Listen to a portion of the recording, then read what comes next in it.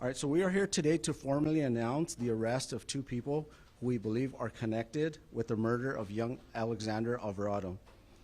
He was only 12 years old at the time that he was murdered. On December 6, 2021, at about 4:45 p.m., a black Dodge Durango drove past 1512 Denny Street. As the vehicle drove past, we believe at least two people shot at the vehicle.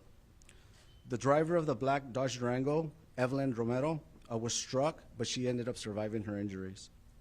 Also struck was 12-year-old Alexander Alvarado, who was seated in the front passenger seat.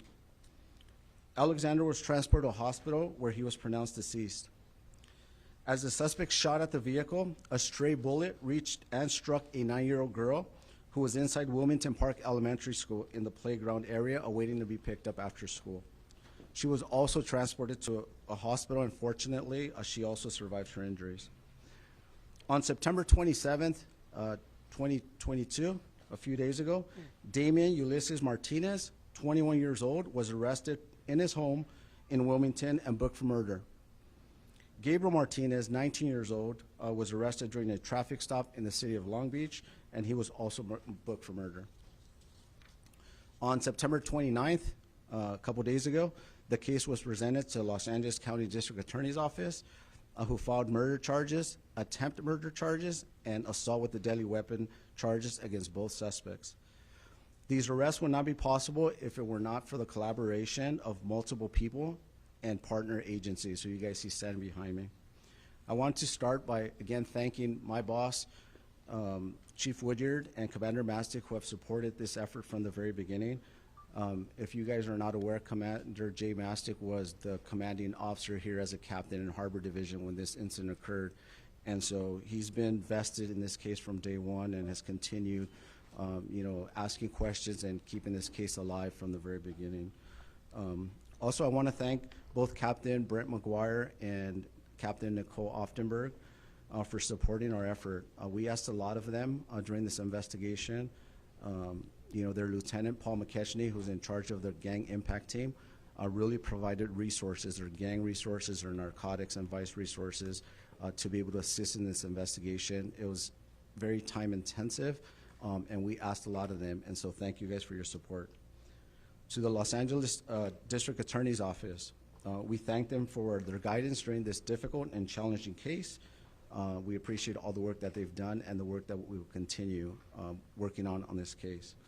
And lastly, to the U.S. Department of Homeland Security, Homeland Security Investigations Los Angeles, and so they bring the Transnational Criminal Organizations Division and also the HSI, Los Angeles Violent Gang Task Force team. They were able to assist in several ways, including the arrest of one of our suspects. So Eddie Wang, Jennifer Reyes, Russell Simmons, and Christopher Pascual, who could not be here, to you and to your members of your team, I can't say thank you enough. When at times we thought this case was stalled, you guys came through. Endless hours and effort was put into this case. You became as passionate about this case as we were about it, and so we thank you. We thank you for your partnership. To the Alvarado family, thank you for trusting us to work this case. I'm sure these arrests do not bring a lot of satisfaction since Alexander is not here. However, on behalf of the Los Angeles Police Department, we share in the pain of having lost your young son at such a young age. And we hope these arrests will provide answers to help you through this process. Thank you for having the confidence and giving us the privilege to investigate this case and for allowing us to represent Alexander. Thank you. And to the community, thank you for your patience and for believing in us to solve this case. The loss of Alexander went beyond his family. The community never stopped asking questions, updates, and we were at with the arrest on the suspects who were responsible for the murder of Alexander. And so thank you for your support. And finally, I want to thank South Bureau Homicide Detective Amira Newby, who was the lead detective on this case. For those who don't know Detective Newby, she is a relatively quiet but a determined person. She made solving this case one of her missions and never let up. She worked with many partners who she collaborated with. She built a team of determined people who all collaborated bits and pieces that allowed this case to come together. She often worked late into the nights, She worked on weekends, never complained, and never took a break. And she did not stop until we had those two people in custody. I'm sure she will tell you that the work is just beginning on this case.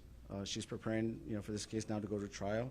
But thank you, Mayor, for your leadership and your tenacity on this case. Appreciate it.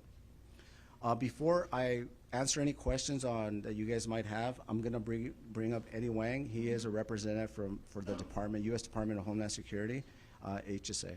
Eddie Wang? Thank you, Captain.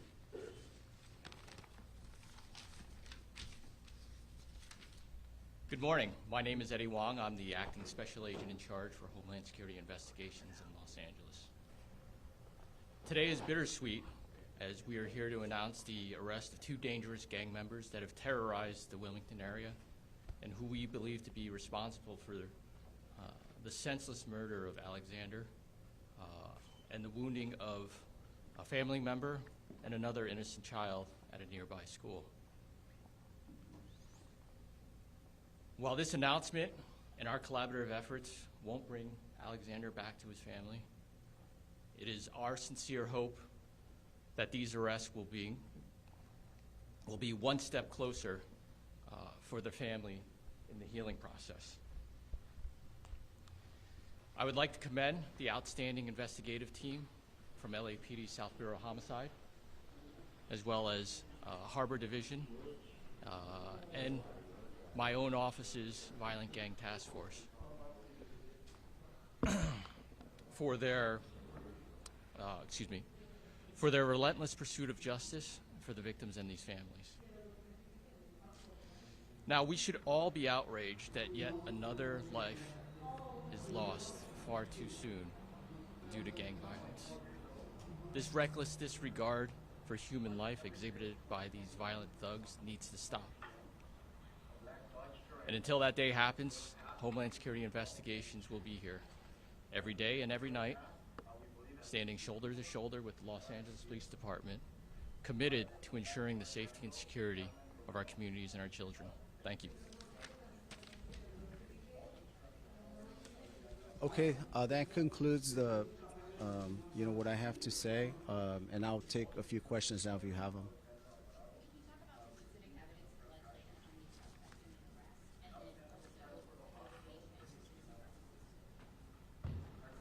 Yeah, so the evidence I cannot speak to. Obviously, this is still an ongoing investigation. It continues, even though these two are in custody, and we still have to get through the court process, so I can't speak specific to the evidence that led to it. I can tell you it took a lot of different people. Some of the people are behind me. There's a bunch of other people who weren't able to make it, who assisted. It took a huge amount of resources to be able to build this case, but fortunately we were able to give us enough evidence to be able to arrest and to get a filing on this case. And the motivation, we're still trying to determine what the motivation. Obviously we have, I can make an assumption of what the motivation is, but ultimately that'll come out through during trial. We're hoping that it comes out during the trial.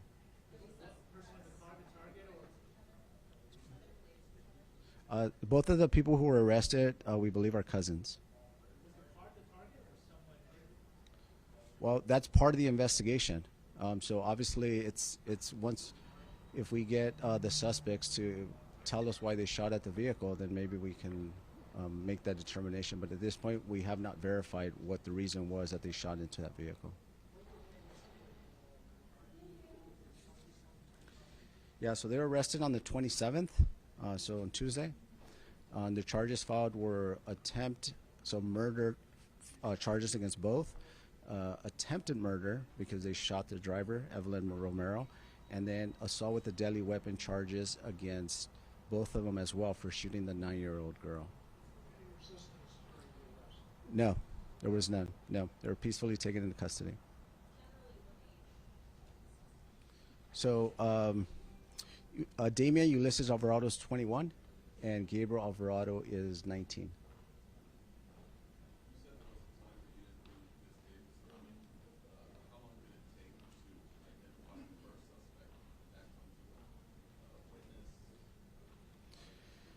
Yeah, so part of the challenge in this case was that the suspects live within the community where this happened. We had information early on who we believed was responsible. But at some point, we still have to have enough evidence to not only arrest, but to build a case. That was the challenging part, right? When they're living within a community who might fear them, they're gang members who come and go. They live amongst other community members who might be afraid to give us any information. So we received, many tips from the community as we followed up and tried to get more information and asked community members to participate in the process as witnesses. Most of them refused, and it's understandable. There's a fear. They have to live there. They got to continue being, amongst their neighborhood, and so that was the challenge. We recognized who we thought was responsible early on. It just took us this long until now to be able to prove that that's who was involved.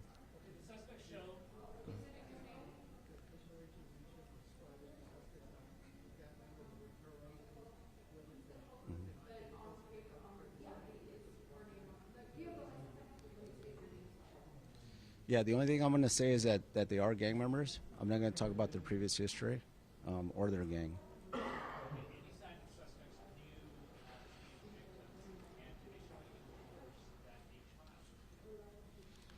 I don't have that information.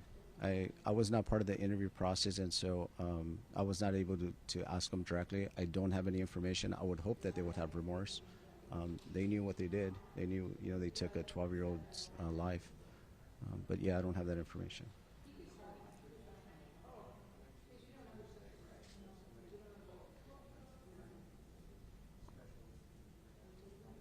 Yeah, no, there's no international connection. We use multiple partners to assist us. Like I said, this was intensive when it came to personnel, time and effort, just hundreds of hours spent.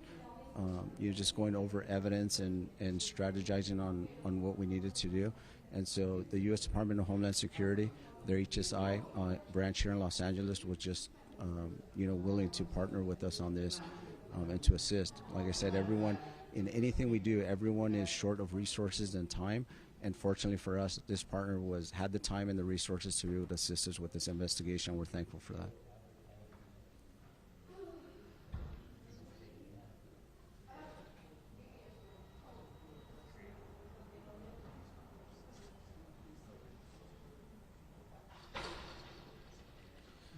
Well, once again, we received a lot of tips from the community from the very beginning. So we believed we knew who they were, right? The challenge is proving that in court, right? Everyone in the community seems to know who did it. Everyone, a lot of people gave us tips. And so it's a good place to start from. So we had that information. Now we have to kind of work backwards and try to prove that the information we're receiving is accurate. And so, it took us almost 10 months to be able to prove it. Like I said, I don't want to get into the specifics of the evidence we have, not yet. It'll come out in court, but I don't want to speak to that specifically. But it was a combination of community tips and then just good police work, just trying to verify and validate the information that we were receiving.